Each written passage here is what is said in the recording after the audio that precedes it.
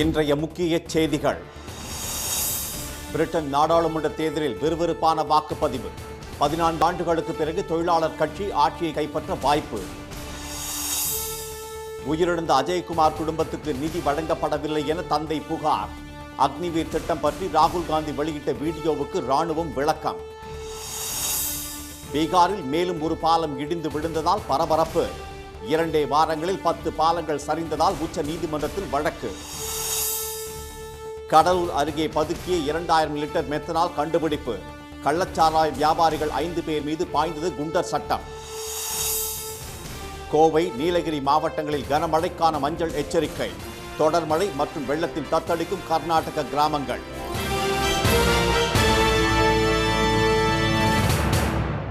வணக்கம்.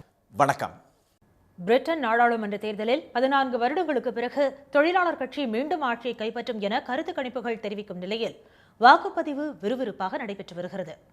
இங்கிலாந்து, ஸ்காட்லாந்து, வடக்கு Ireland, Wales ஆகிய 4 பகுதிகளில் இருந்து பிரிட்டன் நாடாளுமன்றத்திற்கு 650 உறுப்பினர்களை தேர்ந்தெடுப்பதற்கான வாக்குப்பதிவு இன்று காலை 7 மணிக்கு தொடங்கியது. இரவு 10 மணி வரை வாக்குப்பதிவு நடைபெறும் நிலையில் வாக்குச்சாவடிகளில் மக்கள் ஆர்வமாக வாக்களித்து வருகின்றனர். இந்த தேர்தலில் இந்திய வம்சாவளியைச் சேர்ந்த தற்போதைய பிரதமர் ரிஷி சுனக் இடம்பெற்றுள்ள பழமைவாத கட்சிக்கும் கேர் ஸ்டார்மர் தலைமையிலான தொழிலாளர் கட்சிக்கும் இடையே நேரடி போட்டி நிலவுகிறது. 2010ஆம் ஆண்டு ஆட்சிக்கு வந்த பழமைவாத கட்சியில் கடந்த 14 ஆண்டுகளில் David Cameron, Theresa May, Boris Johnson, Liz Truss, Rishi Sunak என 5 பிரதமர்கள் பதவி வகித்துள்ளனர். பொருளாதார மந்தநிலை, வரி உயர்வு, பொது சுகாதாரத்திற்காக செலவு அதிகரிப்பு, அதிக அளவு வெளிநாட்டினர் குடியேற்றம் உள்ளிட்டவை முக்கிய பிரச்சனைகளாக இந்த தேர்தலில் முன்வைக்கப்பட்டுள்ளன. பிரதமர் ரிஷி சுனக் தனது மனைவி அக்ஷரா மூர்த்தியுடன் நார்த்தலெர்டன் பகுதியில் உள்ள வாக்குச்சாவடியில் வாக்களித்தார். தொழிலாளர் கட்சியின் கேர் ஸ்டார்மர் தனது மனைவி விக்டோரியாவுடன் லண்டனில் வாக்களித்தார். ஸ்காட்லாந்து தேசிய கட்சியின் தலைவர் ஜான் ஸ்வின்னி தனது மகனுடன் பெர்லிங்டன் வில்லேஜ் ஹால் வாக்குச்சாவடியில் வாக்களித்தார். கடந்த 14 ஆண்டு கால கன்சர்வேட்டிவ் கட்சியின் ஆட்சியில் பல்வேறு இன்னல்களுக்கு ஆளானதாக தெரிவித்துள்ள இங்கிலாந்து மக்கள் ஆட்சி மாற்றம் கண்டிப்பாக தேவை என்று தெரிவித்துள்ளனர். தொழிலாளர் கட்சியில் டோனி பிளேருக்கு அடுத்து வந்த கார்டன் பிரவுன் காலத்தில் சர்வதேச அளவில் பொருளாதார மந்த நிலை ஏற்பட்டது. இதனால் அடுத்து வந்த தேர்தலில் ஆட்சியை பறிகொடுத்த அக்கட்சி 14 ஆண்டுகளுக்கு பிறகு மிகப்பெரிய வெற்றியை பெறும் என்று கருத்து கணிப்புகள் தெரிவிக்கின்றன. தொழிலாளர் கட்சி சார்பில் உமா குமரன், கிருஷ்ணி ரிஷிகரன் ஆகிய 2 இலங்கை தமிழ் பெண்கள் களமிறங்கியுள்ளனர்.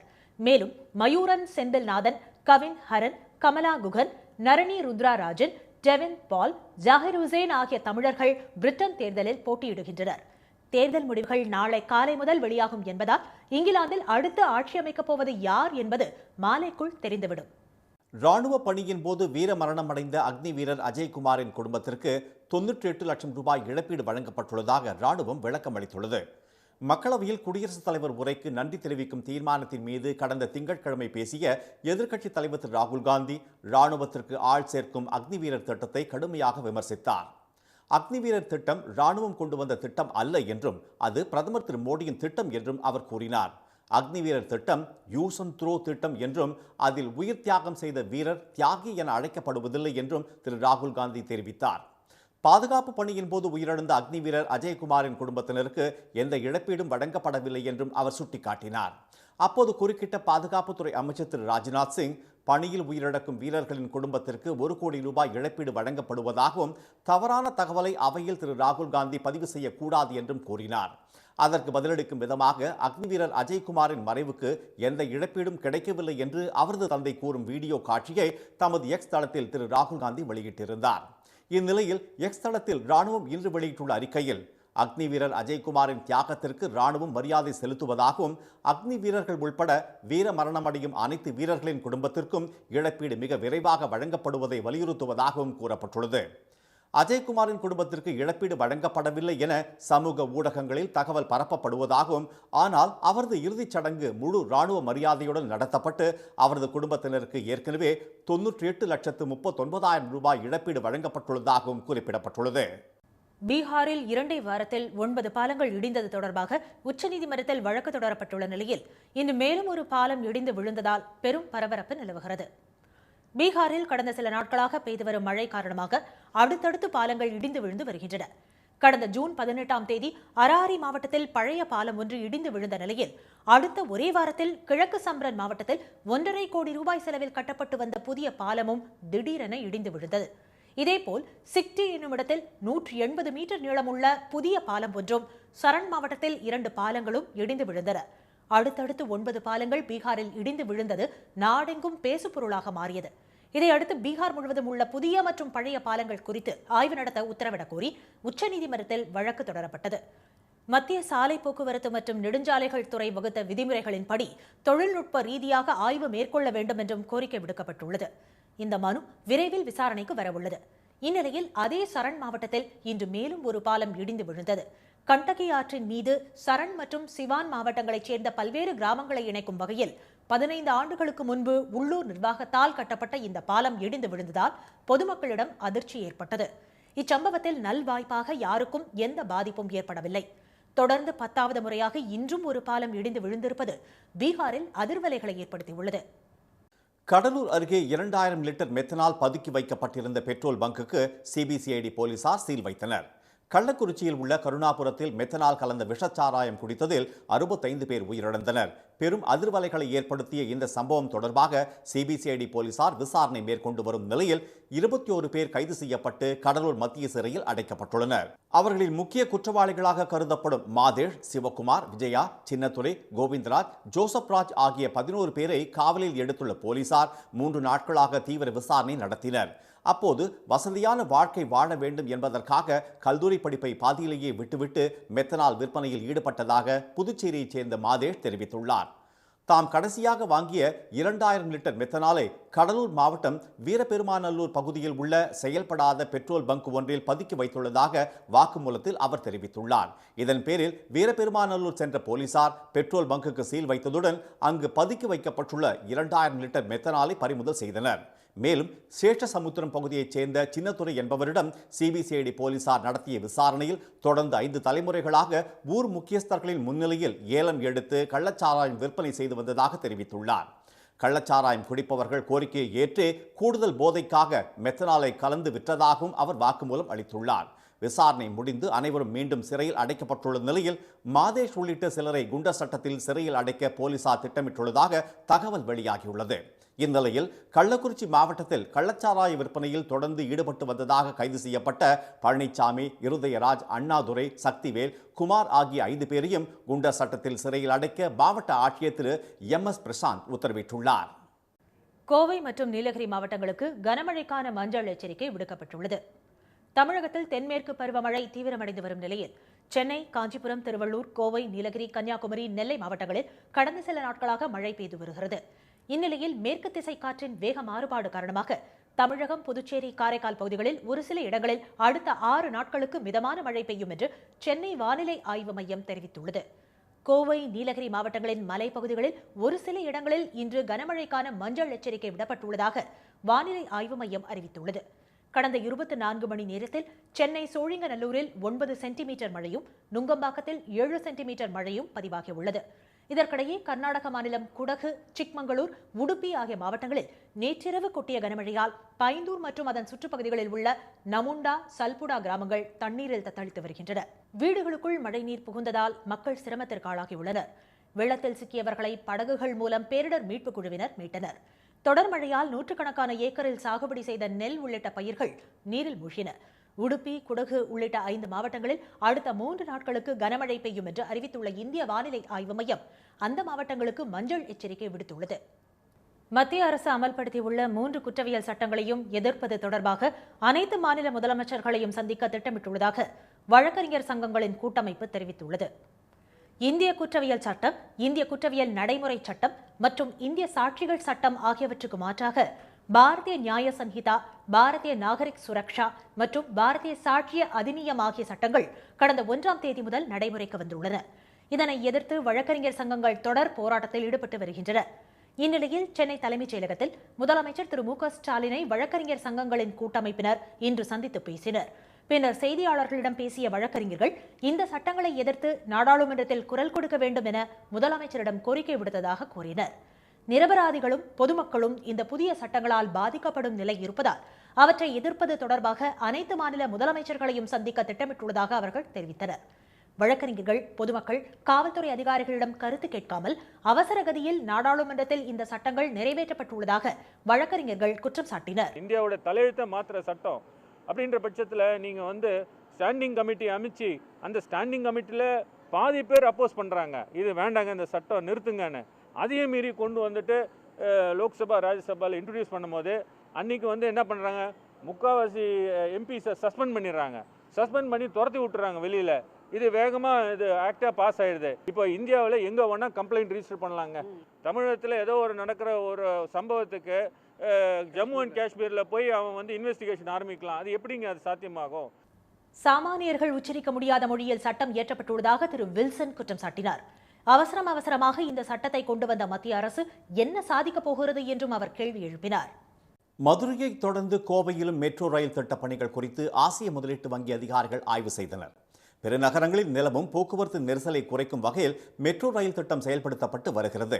தமிழகத்தில் சென்னையில் மெட்ரோ ரயில் சேவை இயக்கப்பட்டு வரும் நிலையில் மதுரை, கோவையிலும் மெட்ரோ ரயில் திட்டத்தை விரிவுபடுத்த தமிழக அரசு முடிவு செய்துள்ளது. மதுரையில் 11,368 கோடி ரூபாய் செலவிலும், கோவையில் 10,740 கோடி ரூபாய் செலவிலும் மெட்ரோ ரயில் திட்டம் செயல்படுத்தப்பட உள்ளது. இதற்கான விரிவான திட்ட அறிக்கை மத்திய அரசுக்கு சமர்ப்பிக்கப்பட்டுள்ளது. மத்திய அரசின் அனுமதி கிடைத்தவுடன் பணிகளை தொடங்க தமிழக அரசு முடிவு செய்துள்ளது. இதற்கிடையே மதுரை, கோவை மெட்ரோ ரயில் திட்டங்களுக்கு நிதியுதவி செய்ய விருப்பம் தெரிவித்துள்ள ஆசிய முதலீட்டு வங்கி அதிகாரிகள் நேற்று மதுரையில் ஆய்வு செய்தனர். இரண்டாவது நாளாக இன்று கோவை உக்கடம் பேருந்து நிலையம் மற்றும் சுற்றுப்பகுதியில் ஆசிய முதலீட்டு வங்கி அதிகாரிகளும் சென்னை மெட்ரோ ரயில் நிறுவன அதிகாரிகளும் ஆய்வு மேற்கொண்டனர். உக்கடம் முதல் கோவை விமான நிலையம் வரை 20 கிலோமீட்டர் தொலைவில் அமைய உள்ள மெட்ரோ ரயில் நிலையங்கள் குறித்தும் வங்கி அதிகாரிகள் கேட்டறிந்தனர். இனி வருவது செய்தி துளிகள். T20 உலகக்கோப்பையை வென்ற இந்திய கிரிக்கெட் அணி வீரர்கள் பிரதமர் திரு மோடியை சந்தித்து வாழ்த்து பெற்றனர். அதைத் தொடர்ந்து வீரர்கள் அனைவரும் பிரதமருடன் குழு புகைப்படம் எடுத்துக் கொண்டனர். பின்பு இந்திய அணி வீரர்களுடன் கலந்துரையாடிய பிரதமர் அவர்களுக்கு விருந்தளித்து கௌரவித்தார். இன்றிரவு மும்பையில் நடைபெறும் பாராட்டு விழாவில் இந்திய வீரர்களுக்கு BCCI சார்பில் 125 கோடி ரூபாய் பரிசுத் தொகை வழங்கப்பட உள்ளது. ஜார்க்கண்ட் மாநில முதலமைச்சராக திரு ஹேமந்த் சோரன் மீண்டும் பதவியேற்றார். நில மோசடி வழக்கில் கைதாகி ஜாமீனில் வெளிவந்த அவரை ஜார்க்கண்ட் முக்தி மோர்ச்சா எம்எல்ஏக்கள் சட்டப்பேரவை கட்சி தலைவராக தேர்ந்தெடுத்ததை அடுத்து முதல்வராக இருந்த திரு சம்பை சோரன் ராஜினாமா செய்தார். இதையடுத்து ஆளுநர் மாளிகையில் நடந்த நிகழ்ச்சியில் ஆளுநர் திரு CP ராதாகிருஷ்ணன் திரு ஹேமந்த் சோரனுக்கு பதவி பிரமாணம் செய்து வைத்தார். எளிமையாக நடந்த பதவியேற்பு விழாவில் தந்தை திரு சிபு சோரன், தாயார் திருமதி ரூபி சோரன் ஆகியோர் கலந்து கொண்டனர். ஆந்திராவில் ஜெகன்மோகன் ஆட்சியில் சுரங்கத்துறையில் 30,000 கோடி ரூபாய்க்கு மேல் ஊழல் நடைபெற்றுள்ளதாக தெலுங்கு தேசம் கட்சி குற்றம் சாட்டி வரும் நிலையில் சுரங்கங்களுக்கு அனுமதி வழங்கியது தொடர்பான முக்கிய ஆவணங்கள், ஹார்ட் டிஸ்குகளை தீ வைத்து எரித்த 3 பேரை பொதுமக்கள் பிடித்து போலீசாரிடம் ஒப்படைத்தனர். பெனமலூர் அருகே கிருஷ்ணா நதிக்கரை ஓரத்தில் நள்ளிரவில் சிக்கியவர்கள் சுற்றுச்சூழல் வாரிய முன்னாள் தலைவர் சமீர் சர்மாவின் ஓட்டுநர் நாகராஜ் மற்றும் கூட்டாளிகள் என்பது தெரியவந்துள்ளது. சென்னைக்கு குடிநீர் வழங்கும் ஏரிகளுக்கு மழை காரணமாக மீண்டும் நீர்வரத்து அதிகரிக்க தொடங்கியுள்ளது. திருவள்ளூர் மாவட்டம் பொன்னேரி, சோழவரம், செங்குன்றம், புழல், கும்மிடிப்பூண்டி சுற்றுவட்டார பகுதிகளில் நேற்றிரவு பரவலாக மழை பெய்தது. இதனால் புழல் ஏரிக்கு வினாடிக்கு 27 கனஅடியாக இருந்த நீர்வரத்து இன்று 432 கனஅடியாக அதிகரித்துள்ளது. இதேபோல் சோழவரம் ஏரிக்கு 49 கனஅடியும், கண்ணன்கோட்டை ஏரிக்கு 30 கனஅடியாகவும் நீர்வரத்து வந்து கொண்டிருக்கிறது. தமிழக அரசின் நலத்திட்டங்கள் குறித்த கருத்துக்களை கேட்டறியும் முதல்வரின் முகவரித்துறையில் நீங்கள் நலமா என்ற திட்டத்தின் பயனாளிகளை முதலமைச்சர் திரு மு க ஸ்டாலின் தலைமைச் செயலகத்திலிருந்து நேரடியாக தொடர்பு கொண்டு அவர்களின் கருத்துக்களை கேட்டறிந்தார். நான் முதலமைச்சர் பேசுறேன், மு க ஸ்டாலின். சொல்லுங்க சார். இந்த மாதாந்திர பராமரிப்பு உதவித்தொகைலாம் வாங்குறீங்களாமா? வருதுங்க சார். எவ்வளவு வருது? 1500 ரூபாய் வருது சார். தொடர்ந்து வருது சார். மாற்றுத்திறனாளி அலுவலகத்தில் அதிகாரி சரியா முறையா உங்களை நடத்துறாங்களா? அதெல்லாம் கரெக்டா மெயின்டைன் பண்றாங்க. இந்த நிகழ்வின் போது கூடுதல் தலைமை செயலாளர் திரு நா முருகானந்தம், முதல்வரின் முகவரித்துறை சிறப்பு அலுவலர் திரு த மோகன் ஆகியோர் உடனிருந்தனர்.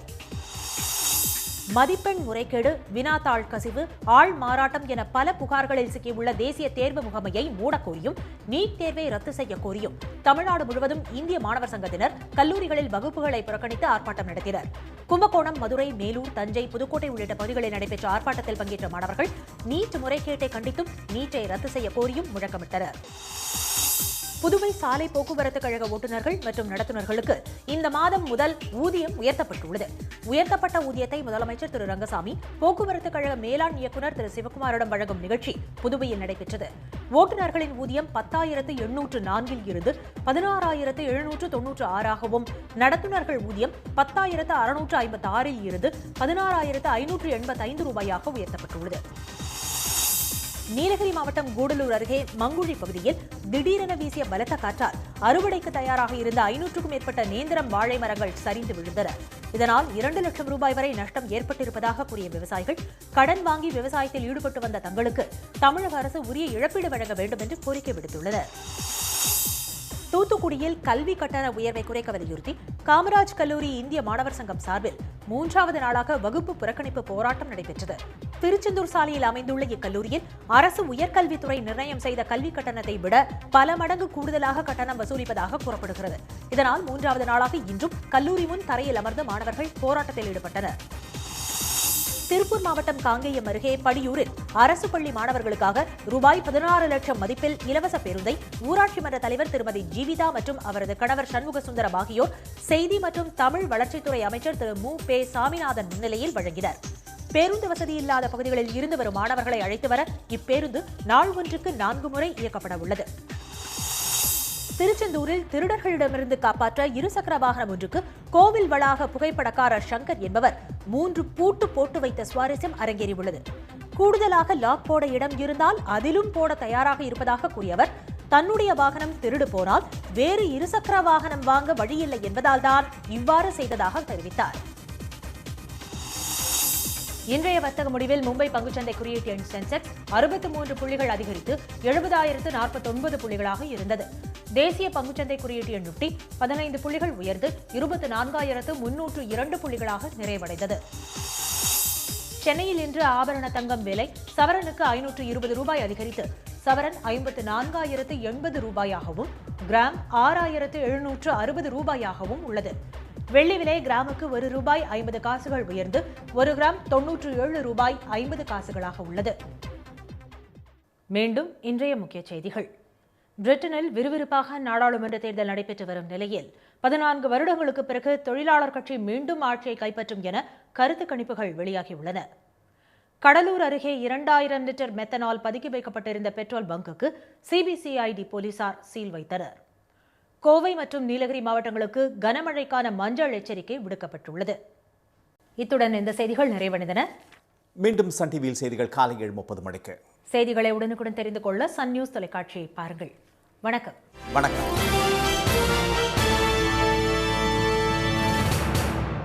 உடனுக்குடன் செய்திகளை தெரிந்து கொள்ள சன் நியூஸ் பெல் ஐகானை கிளிக் பண்ணுங்க.